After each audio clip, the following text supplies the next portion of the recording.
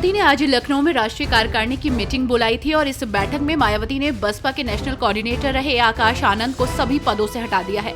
मायावती ने खुद अपने भतीजे आकाश आनंद से सभी जिम्मेदारियां छीनने की वजह भी बताई। मायावती ने कहा कि आकाश आनंद के ससुर अशोक सिद्धार्थ पार्टी को कमजोर करने की कोशिश कर रहे थे, इसलिए उन्हें पार्टी से निकाला गया। आकाश उनके दामाद हैं और आकाश आनंद अभी भी पॉजिटिव नहीं लग रहे हैं, इसलिए सभी जिम्मेदारियां छीनी गई हैं। भतीजे आकाश आनंद को पार्टी के सभी पदों से हटाने के बाद मायावती ने आनंद कुमार को नेशनल कोऑर्डिनेटर बना दिया है और राज्यसभा सांसद रामजी गौतम की जिम्मेदारी भी बढ़ाई गई है। वो भी अब नेशनल कोऑर्डिनेटर होंगे।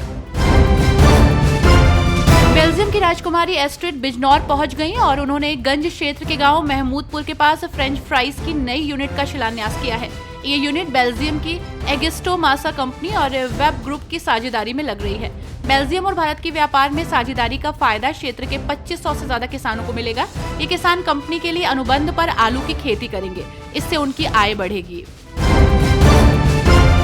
जामा मस्जिद को लेकर सर्वोच्च न्यायालय में प्रदेश सरकार की ओर से दाखिल की गई रिपोर्ट पर सांसद जियाउर रहमान ने आपत्ति जताई है। उन्होंने कहा कि जामा मस्जिद के सरकारी भूमि पर होने का कोई साक्ष्य नहीं है।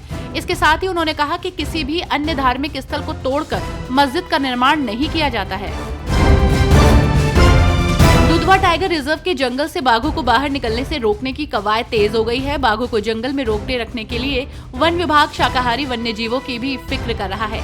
इसके लिए जंगल के अंदर घास के मैदान के प्रबंधन पर जोर है। WWF ने ग्रॉसलैंड मैनेजमेंट के लिए एक विस्तृत रिपोर्ट तैयार की है। इसे तृणम नाम दिया गया है। ये रिपोर्ट दुधवा के FD को सौंप दी गई है। बांके बिहारी मंदिर में रंग भरनी एकादशी पर होली खेली जाएगी, लेकिन इस बार कुछ पाबंदियां भी रहेंगी। श्रद्धालुओं को सीधे तौर पर ठाकुर जी पर गुलाल और रंग उड़ाने की इजाजत नहीं होगी। मिलावटी रंगों का इस्तेमाल पूरी तरह से वर्जित रहेगा। मंदिर प्रबंधन ने बुजुर्गों, बीमारों, दिव्यांगों और छोटे बच्चों को भीड़ में लाने से बचने की अपील की है। इस बार मथुरा के बरसाना में मंदिर के बाहर लड्डू नहीं लुटाया जाएगा। जी हां, पुलिस प्रशासन ने मंदिर सेवादारों के साथ पहले हादसों से सबक लेकर मंदिर में ही समाज गायन के समय लड्डू लुटाने और प्रसाद वितरित करने का निर्णय लिया है। इस बार लड्डू होली 7 मार्च को है और शनिवार को लाडली जी मंदिर परिसर में थाना प्रभारी अरविंद निर्वाल और सेवायतों के बीच लड्डू होली को लेकर मंथन हुआ। अभी तक मंदिर के बाहर श्रद्धालुओं पर लड्डू की बरसात होती रही थी, लेकिन अब नहीं होगी। उत्तर प्रदेश के हरदोई में लखनऊ मुरादाबाद रेलवे ट्रैक पर बोल्ड और पत्थर रखे मिलने से हड़कंप मचा है। ट्रेन चालक ने इमरजेंसी ब्रेक लगाकर गाड़ी रोकी। सुरक्षा बलों ने मौके से 2 किशोरों को पकड़ा है। मुख्यमंत्री योगी आदित्यनाथ 9 या 10 मार्च को मेरठ जा सकते हैं। मेरठ दौरे में मुख्यमंत्री निर्माणाधीन मेजर ध्यानचंद खेल विश्वविद्यालय का जायजा लेने के साथ ही मेरठ विकास प्राधिकरण की प्रस्तावित न्यू टाउनशिप का शिलान्यास भी कर सकते हैं। मुख्यमंत्री के संभावित दौरे को लेकर डीएम ने तैयारी तेज कर दी है।